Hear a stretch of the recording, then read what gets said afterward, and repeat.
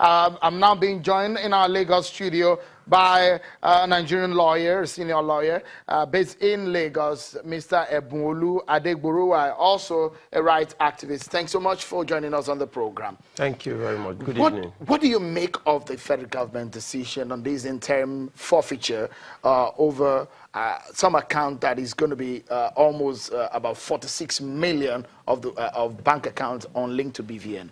It is mind-boggling and indeed constitute a serious setback for the war against corruption. But before we go into details of the BVN, I'd just like to respond to my learned friend, well respected. This government cannot be approbating and reprobating and speaking from both sides of the mouth. A policy that suits the goose should suit the gander. Judicial officers were accused right in this country within this same year, and my learned friend was at the forefront of asking them to stop functioning as judges. He was at the forefront. There were no charges that were preferred against them. DSS stormed the House of Judges on suspicions of certain allegations. The following day, my learned friend was on television. He was on newspapers asking those judges to step aside, even without any charge against them. What did Babachi Lawal do that the government suspended him? Is there a charge against him? Is there a charge against the NIA director, Mr. Oke?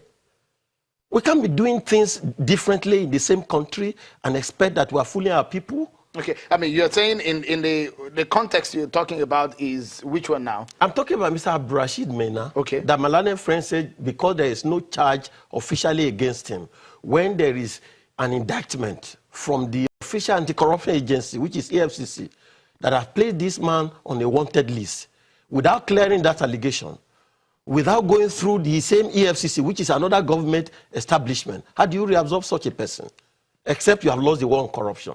But having said that, look, this BVN thing is a great embarrassment to us as lawyers and people who love this government for the fight against corruption, because indeed we support every effort to recover our fund. Now, you must separate the issue of public fund from private assets, because the Constitution in section 43-44 grants every citizen a right to property.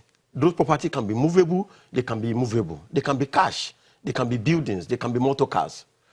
For anybody to forfeit your right in those assets, for anybody to acquire your right in those assets, you must be heard in respect of it. And there must be allegations against you. You must be heard in court. You must be heard.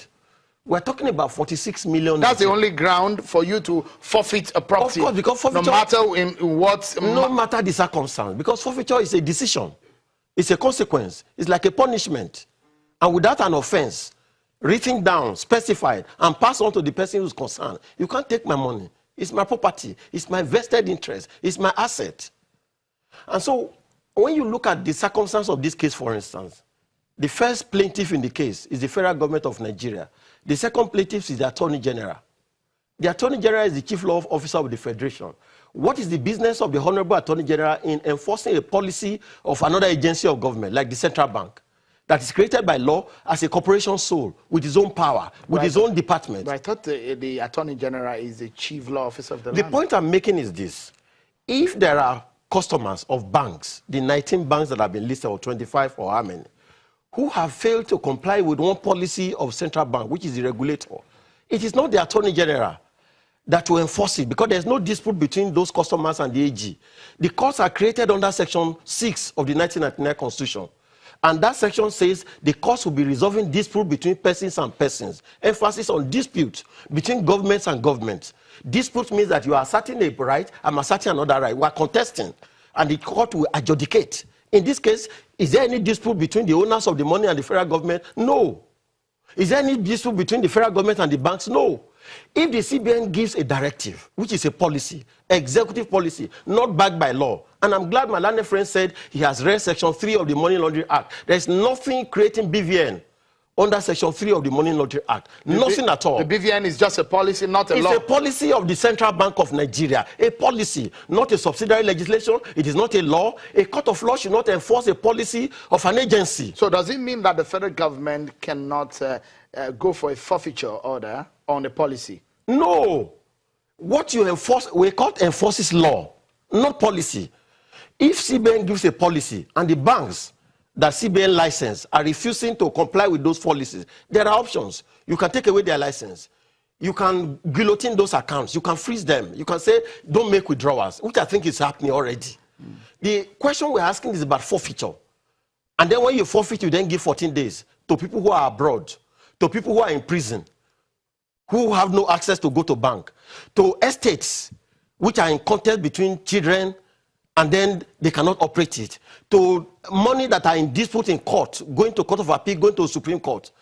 And because the money is subject of a court, you cannot touch it. You cannot do anything on it.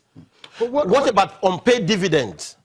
According to the law of this country, you have 12 years if you don't claim your dividend before you can forfeit it. And those monies are in banks. So the point we make is very clear. You don't because you suspect, because indeed we support this government, because indeed I heard what my learned friend says. He suspects that some of this money are proceeds of fraud. Oh yes, any money that we can trace and isolate as being a proceed of fraud or that cannot be accounted for, by all means, it should be forfeited. But you can't get a blanket order against 46 million Nigerians. And you ask my learned friend, what is the solution? He said they should all apply to the court. Can you imagine the chaos in the Federal High Court in Abuja, where 46 million persons are going to the same court? How do they get access to that court? But you agree that the corruption war should go on? Oh, by all means, 100%. But do you also know that in all of this, there are a lot of people hiding under the unlinked bank account, unlinked BVN accounts? Look, Sheon, the failure of government to do the right thing will not be visited on innocent Nigerians. From day one, we said so. The gateway to fight corruption in the judiciary. Mr. Obla, Mr. President, the EFCC, the Honorable Attorney General has no say in determining the fate of an alleged corrupt person. It's only the court of law. You have not done anything to that court to reform it. You have not done anything to the judges to improve their welfare. You have not done anything to the investigation agencies, the EFCC, the police, to equip them. And then you have a government that has 4 years. From 2015 to 2019. With cases will go on for 10 years, 9 years, that will actually the same government. All right. So this BVN policy of forfeiture is an admission of the fact that government has failed in the war against corruption.